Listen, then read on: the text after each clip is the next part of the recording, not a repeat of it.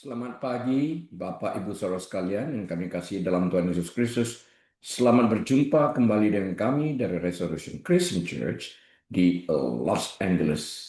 Hari ini hari Minggu tanggal 5 Juli tahun 2026 dan saya adalah Harili Gembala Sidang. Dan kita akan membahas sebuah topik hari ini yang saya beri judul The Truth That Liberates. Kebenaran yang memerdekakan. Yang akan saya ambil dari kitab Injil Yohanes pasal yang ke-8 ayat 31 hingga 36. Kita awali dengan doa. Bapa, kami bersyukur berterima kasih atas kasih karunia-Mu yang telah memerdekakan kami di dalam Yesus Kristus. Tuhan, tuntun kami untuk mengerti kebenaran firman-Mu. Bantu kami untuk menjadi pelaku yang proaktif dan aktif. Dan saat kami melakukan kebenaran firman-Mu, firman-Mu itu memerdekakan kami. Menerima kebenaran firman-Mu dengan hati penuh dengan ucapan syukur dan terima kasih di dalam nama Tuhan Yesus. Haleluya. Amin. Baik, Bapak, Ibu, Saudara sekalian, mari kita buka Alkitab kita kepada kitab Injil Yohanes pasal yang ke-8 ayat 31 hingga ayat 36. Akan saya bacakan untuk kita sekalian. Maka katanya kepada orang-orang Yahudi yang percaya kepadanya, "Jikalau kamu tetap dalam firman-Ku, kamu benar-benar adalah murid-Ku, dan kamu akan mengetahui kebenaran, dan kebenaran itu akan memerdekakan kamu." Jawab mereka, "Kami adalah keturunan Abraham, dan tidak pernah menjadi hamba siapapun. Bagaimana engkau dapat berkata kamu akan merdeka?" Kata Yesus kepada mereka, "Aku berkata kepadamu, sesungguhnya setiap orang yang berbuat dosa adalah hamba dosa. Dan hamba tidak tetap tinggal dalam rumah, tetapi anak tetap tinggal dalam rumah. Jadi apabila anak itu memerdekakan kamu, karena ia tetap tinggal di dalam kamu, maka kamu pun akan benar-benar merdeka. Kamu pun benar-benar merdeka." Nah, Bapak Ibu Saudara sekalian, kita baru saja merayakan Hari Kemerdekaan Amerika yang ke-250, tepatnya kemarin tanggal 4 Juli, hari Sabtu tahun 2026. Ini adalah hari kemerdekaan atau kebebasan nasional bagi seluruh rakyat Amerika. Menjembatani kebebasan nasional bagi bangsa Amerika hari ini, saya ingin membahas kebebasan rohani yang kekal. Nah, jika Anda melangkah keluar dan mendengarkan dengan seksama, Anda mungkin masih bisa mendengar sisa-sisa suara kembang api tadi malam. Kemarin bangsa kita baru saja merayakan Hari Kemerdekaan Amerika yang ke-250, tanggal 4 Juli.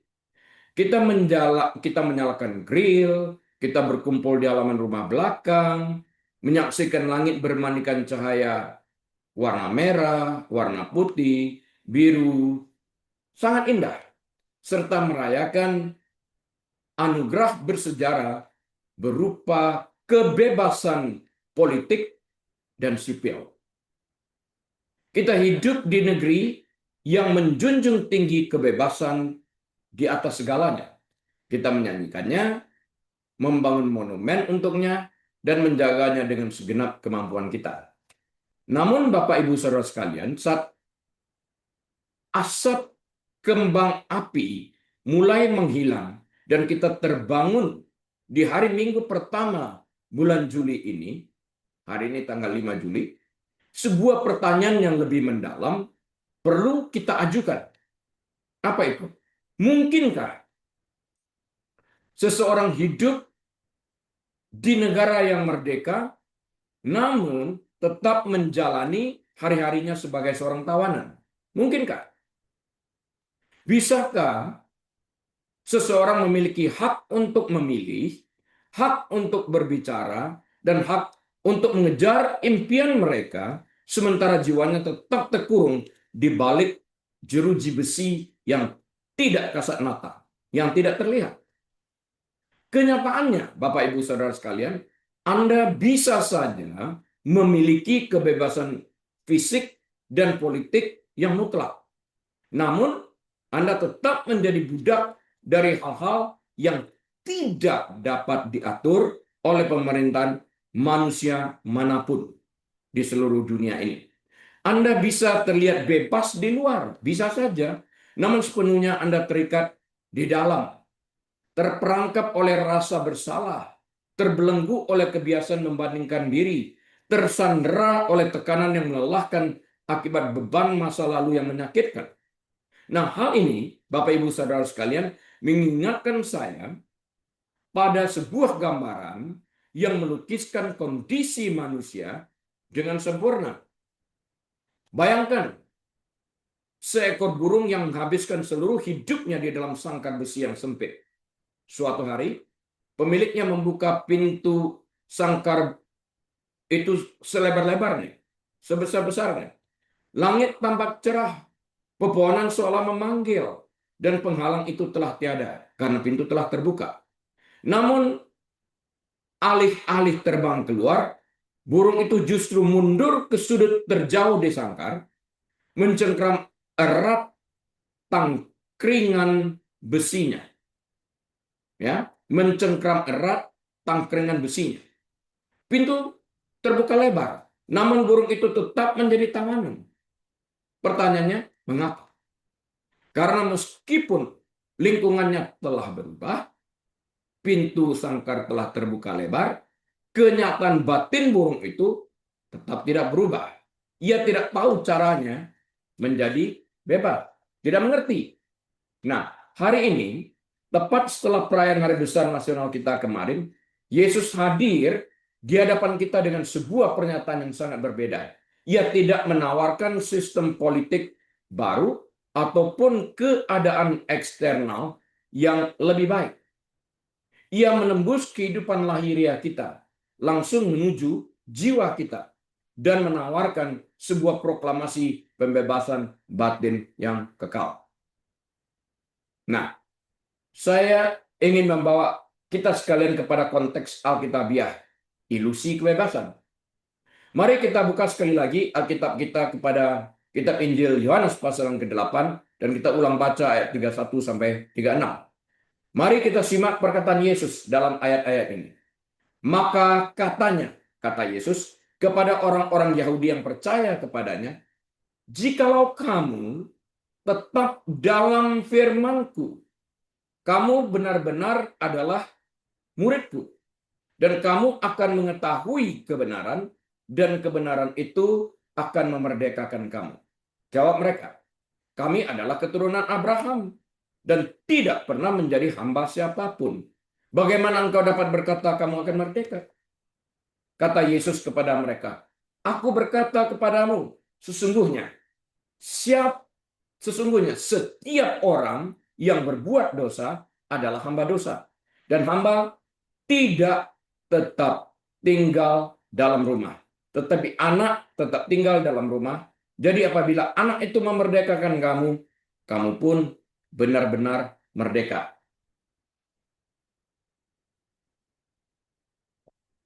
Ketika Yesus, Bapak Ibu Saudara sekalian, melontarkan janji luar biasa ini pada ayat 32, dan kamu akan mengetahui kebenaran, dan kebenaran itu akan memerdekakan kamu.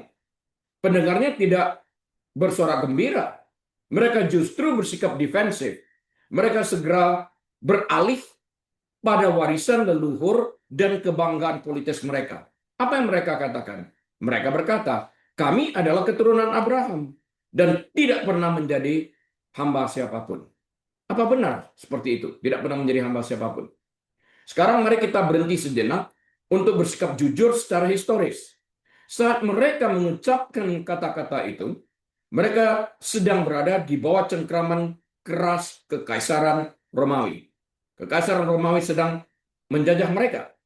Tentara Romawi berpatroli di jalan-jalan mereka. Pajak Romawi menguras kantong mereka. Terlebih lagi, catatan sejarah, yaitu catatan sejarah mereka, dipenuhi dengan kisah masa pembuangan selama berabad-abad di Mesir. 400 tahun. Kita tahu tentang hal itu. Babilonia dan Persia, ya, bukan hanya di Mesir. Mereka menjadi tawanan. Mengatakan kami tidak pernah menjadi hamba siapapun merupakan penyangkalan kenyataan yang sangat besar dan penuh delusi. Kenyataannya mereka menjadi tawanan. Tawanan di Babilonia, kita tahu tentang itu. Daniel ikut terbuang di sana. Ya, tawanan di Persia, ya, di Mesir, di bawah Firaun 400 tahun. Kita tahu juga tentang itu. Namun penyangkalan mereka bukanlah soal politik, melainkan soal rohani. Mereka terjebak dalam ilusi kebebasan. Mereka mengira bahwa karena mereka memiliki garis keturunan keagamaan yang tepat dengan mengatakan kami keturunan Abraham, mereka menyangka mereka otomatis menjadi orang-orang yang merdeka. Yesus menyingkapkan ilusi ini pada ayat ke-34 dengan sebuah diagnosis yang mendalam. Aku berkata kepadamu, sesungguhnya setiap orang yang berbuat dosa adalah hamba dosa. Kita semua berbuat dosa. Jadi kita adalah hamba dosa. Ya. Yesus mengubah seluruh definisi kebebasan. Perbudakan yang sesungguhnya bukan sekadar soal belenggu yang berada di pergelangan tangan.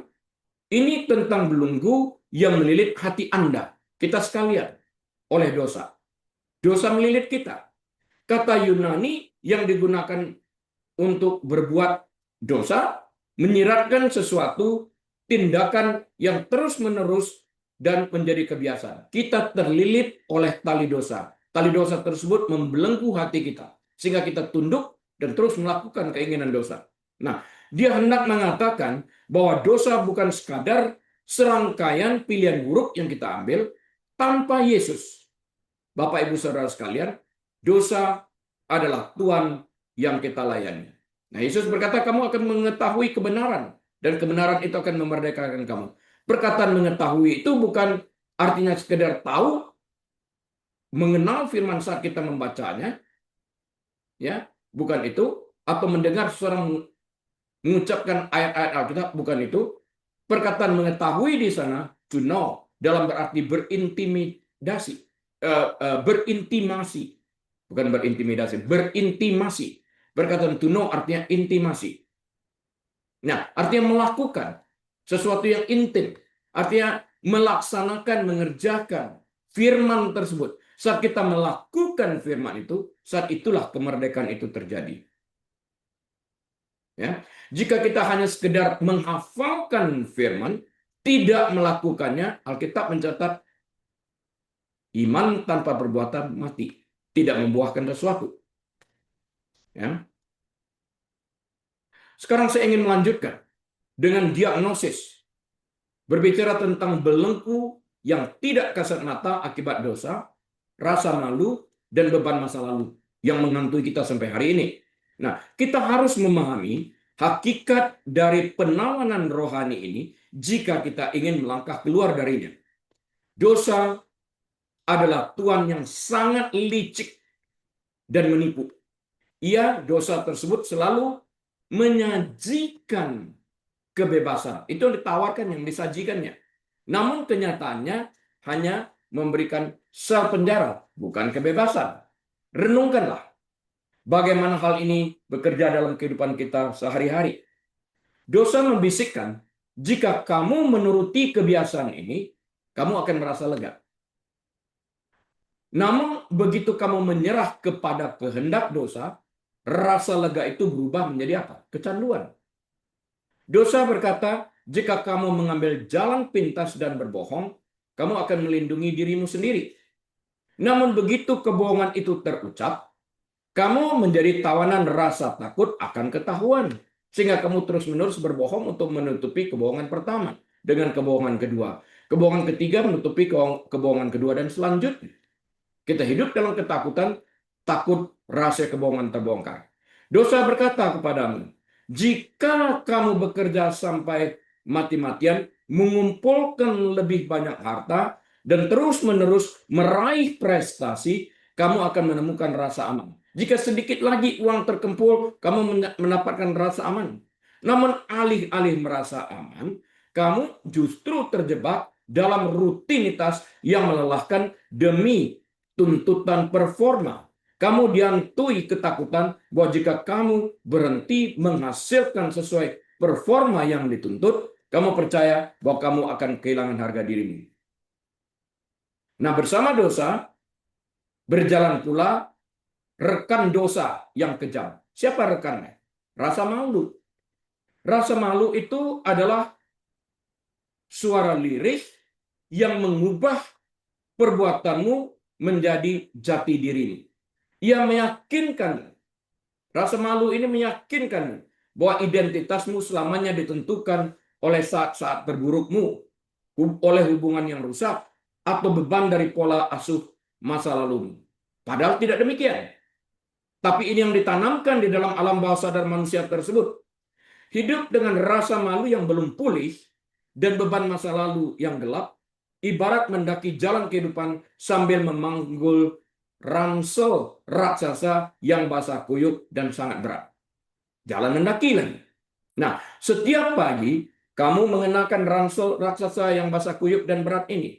Beban itu menindih pernikahanmu, mengganggu pola asuhmu, merusak persahabatanmu, dan menguras energimu. Kamu berjalan di negeri yang bebas, tersenyum, pagi bekerja, dan datang ke gereja pada hari Minggu atau midweek service pada hari Rabu. Namun di dalam batinmu yang terdalam, kamu terengah-engah menahan beban berat dari peristiwa bertahun-tahun yang silam yang terjadi, tapi masih dipikul sampai hari ini. Ketahuilah, Bapak Ibu Saudara sekalian, kebebasan manusiawi bisa mengubah lokasi tempat tinggalmu. Kamu bisa pindah. Tetapi tidak bisa mengubah hati nuranimu. Nggak bisa. Dosanya akan mengingatkan kita terus. Hal itu bisa memberimu awal yang baru di kota lain, di negara yang lain. Bisa pindah kota, dari Indonesia ke Amerika, ke Eropa, ke Jerman, kemana saja.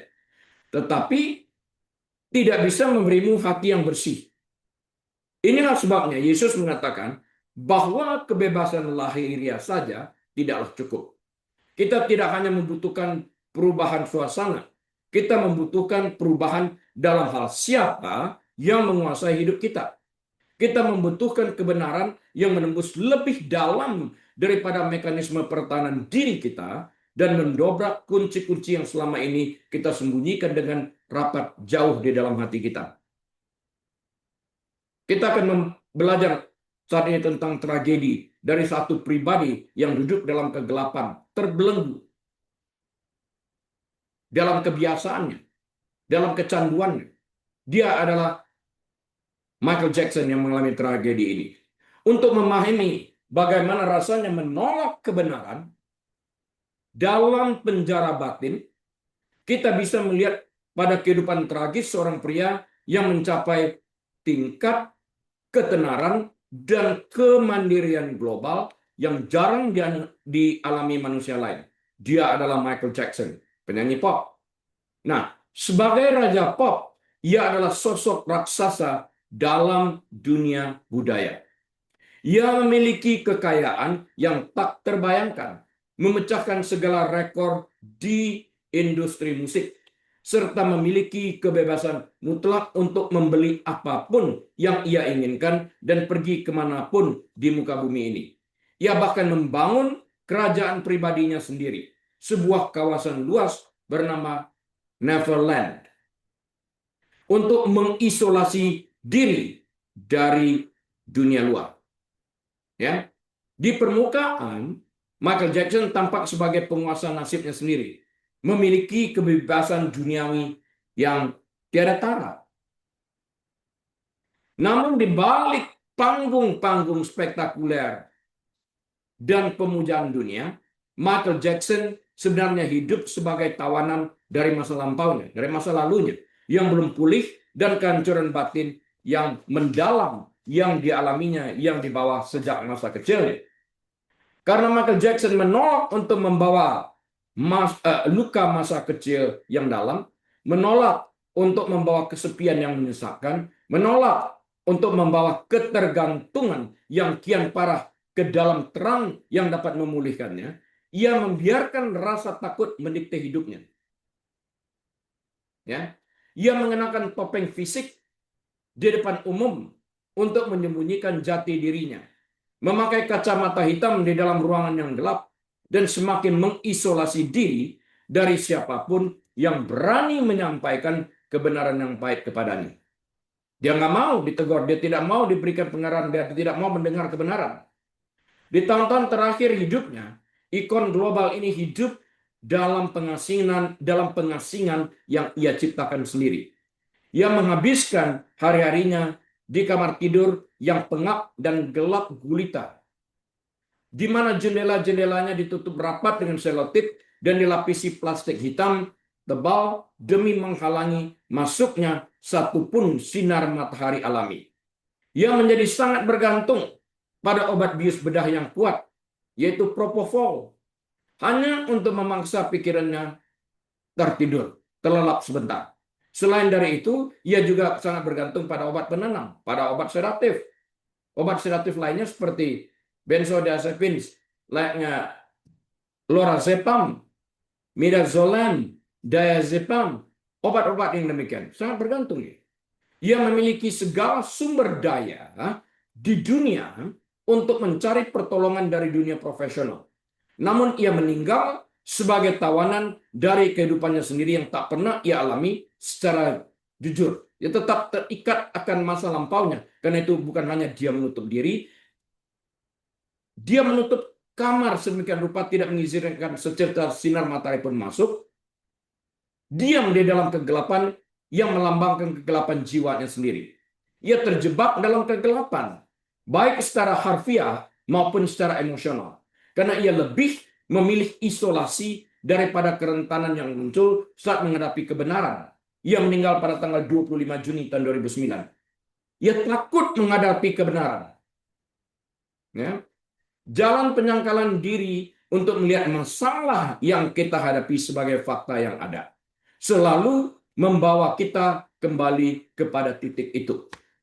Kita bisa saja membangun imperium yang besar, bisa. Yang mencakup keamanan finansial, prestis profesional, dan kemandirian pribadi. Tidak bergantung kepada orang lain, finansialnya paling tidak. Namun, jika kita menolak membawa pergumulan rahasia dan luka batin kita ke dalam terang Yesus Kristus, kita akan mendapati diri kita duduk senantiasa dalam kegelapan, dikelilingi oleh berbagai pencapaian, namun terbelenggu sepenuhnya di dalam rasa takut untuk menghadapi kebenaran. Nah, sekarang kita lihat satu pribadi lain yang berani melangkah menuju cahaya. Dia mengalami pembebasan, mengalami kemerdekaan. Syukur ya, tidak bahwa dia bebas, tidak seperti Michael Jackson. Kisah pada Chuck Colson tidak harus berakhir pada waktu dia mengalami titik terendah. Perhatikan alternatif lainnya ini ya. Berbeda dengan apa yang dialami Michael Jackson. Lihat apa yang terjadi dengan seseorang yang berhenti melarikan diri. Stop running. Menanggalkan sikap defensif dan merangkul kebenaran yang memerdekakan. Renungkan kehidupan yang luar biasa itu pada sosok pribadi yang bernama Chuck Colson. Pada awal tahun 1970-an, Chuck Colson mencapai puncak kekuasaan politik dan kebebasan tertinggi di Amerika Serikat. Ia menjabat sebagai penasihat khusus bagi Presiden Richard Nixon. Ia dikenal sebagai eksekutor Gedung Putih. Seorang ahli strategi politik yang brilian namun kejam banget orangnya. Ia memegang akses ke West Wing di Gedung Putih. Melangkah di lorong-lorong kekuasaan dunia dan hanya bergantung dan bertanggung jawab sepenuhnya kepada pemimpin dunia bebas. Ya, Richard Nixon. Ia memiliki status dan kemandirian khas Amerika yang tertinggi. Namun, Chuck Colson adalah budak bagi ambisi dan kesombongannya sendiri, serta terbuai oleh daya pikat kekuasaan politik yang memabukkan. Ia rela melakukan apa saja demi kemenangan, tanpa menyadari sama sekali kemerosotan moral dalam dirinya. Kemudian terjadi skandal Watergate. Skandal Watergate ini meledak. Benteng kekuasaan Chuck Colson runtuh dan ia menghadapi dakwaan federal. Di tengah badai hebat yang menghantamnya itu, seorang sahabat akhirnya memberi sebuah buku yang berjudul Mere Christianity yang ditulis oleh C.S. Lewis. Ya, tadinya C.S. Lewis pun bukan orang percaya, dia seorang ateis, bertobat dan menulis ini. Ini salah satu buku yang terlaris setelah Alkitab. Ya. Untuk pertama kalinya dalam hidup, Colson tidak bisa memanipulasi keadaan atau mengatur narasi. Nggak bisa. Dia. Untuk pertama kalinya saat dia membaca buku itu. Ia tidak bisa menggunakan kekuasaan politiknya untuk meloloskan diri. Suatu malam, saat duduk diam di dalam mobil yang terparkir, kebenaran tentang dosanya, kebangkrutan rohaninya, kemerosotan moralnya, dan kebutuhan mendesaknya akan seorang juru selamat menembus hatinya yang angkuh, yang paling dalam, yang menangis terseduh-seduh di dalam mobil tersebut, mengakui kehancuran hatinya, dan menyerahkan seluruh hidupnya kepada Yesus Kristus satu-satunya Tuhan dan Juru Selamat. Nah, Colson mengakui kesalahannya, dan kemudian ia dijatuhi hukuman penjara federal. Secara fisik, kebebasannya benar-benar direnggut. Ia mengenakan seragam penjara, tidak lagi mengenakan jas dan dasi. Ia menyantap makanan penjara, tidak lagi makan steak di luar, dan tidur di sel yang penuh sesak. Bukan di rumah yang megah dan mewah ataupun di hotel berbintang 5, tidak. Tapi di sel yang penuh sesak. Namun, Bapak Ibu Saudara sekalian, Chuck Colson kemudian bersaksi bahwa ia merasa jauh lebih bebas di dalam sel penjara itu dibandingkan saat ia melangkah di lorong-lorong Gedung Putih. Di dalam sel itu, Yesus telah mematahkan belenggu berat kesombongan, ambisi, dan hasrat melelahkan untuk mendapatkan pengakuan manusia. Ia tidak lagi mengabdi pada Tuhan bernama kelangsungan karier politiknya. Ia kini mengabdi kepada raja di atas segala raja. Ketika ia dibebaskan, ia tidak kembali lagi ke dunia politik. Ia berhenti, dia tidak aktif lagi melakukan karier di dunia politik. Enggak, sudah selesai. Sebaliknya, Chuck Colson mendirikan Prison Fellowship dan mendedikasikan sisa hidupnya untuk membawa kebenaran Injil yang memerdekakan kepada ratusan ribu pidana yang hidupnya hancur di seluruh dunia. Pengaruhnya besar dengan Prison Fellowship ini. Chuck Colson menghabiskan masa mudanya dengan mengejar puncak kebebasan duniawi, kejayaan secara politik dalam kariernya di dunia politik. Namun barulah ketika ia berserah pada kebenaran Kristus di dalam sel penjara, ia benar-benar menjadi merdeka. Ya, kesimpulan apa yang dapat kita pelajari dari pelajaran singkat minggu pagi ini? Bapak, Ibu, dan saudara sekalian, saat kita merenungkan kehidupan dari dua orang ini, Michael Jackson dan Chuck Colson, seseorang yang memiliki segalanya, yaitu Michael Jackson, namun mati dalam kegelapan, dan seseorang yang tadinya hina karena moralnya yang hancur, yaitu Chuck Colson, namun diubahkan menjadi alat pembawa terang. Pilihan itu kini hadir tepat di hadapan kita pagi ini.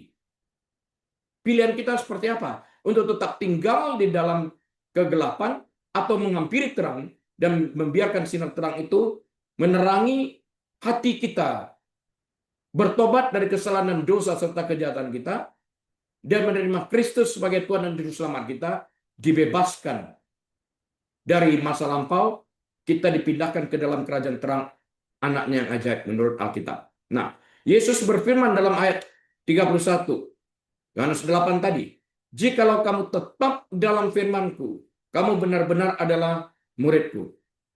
Jika kamu tetap, perkataan tetap ini artinya tinggal, kami menetap di Amerika, kami tetap di Amerika, artinya kami tinggal di Amerika, berarti mendirikan rumah di sana, menetap, mendirikan tenda di sana, kemah, menjadikan tempat itu rumah dan berdiam secara mendalam. Ini berarti kita tidak sekadar mengunjungi kebenaran selama 1 jam pada hari Minggu saat kebaktian, pagi hari, kita hidup di dalam kebenaran itu, menjadi pelaku kebenaran itu yang memerdekakan kita. Kita membiarkan firman-Nya berinteraksi dengan diri kita, menentukan identitas kita, membentuk batasan hidup kita, dan mengarahkan langkah kita. Kita membuat batasan berdasarkan firman. Saat Anda tinggal di dalam firman itu, dan saat Anda tinggal di dalam Kristus, Anda menemukan kebenaran yang hakiki. Apa itu? Kebenaran yang hakiki ini.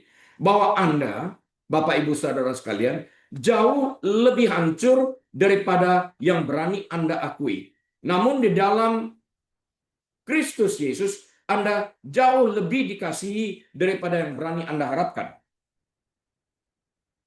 Kebenaran hakiki, kita merdeka. Ya, kebenaran yang memerdekakan bukanlah filsafat yang abstrak, bukan pula agenda politik. Kebenaran itu adalah pribadi. Yesus Kristus memandang sel penjara yang tidak kasat mata, tempat Anda terkurung oleh dosa, terkurung oleh rasa malu, dan terkurung oleh beban masa lampau. Dan Dia, Yesus, tidak membiarkan Anda tetap di sana. Dia mengulurkan tangannya bagi kita yang percaya kepadanya, dan membiarkan Dia membayar upah dosa kita dan mengeluarkan kita dari kurungan dosa dan kejahatan kita. Dia melangkah masuk ke dalam panggung secara manusia, menggantikan posisi kita sekalian percaya kepadanya di kayu salib Romawi, menanggung sepenuhnya beban perbudakan kita, dan mendobrak gerbang maut hingga terbuka lebar. Dia membebaskan kita dari kutuk hukum dosa ini.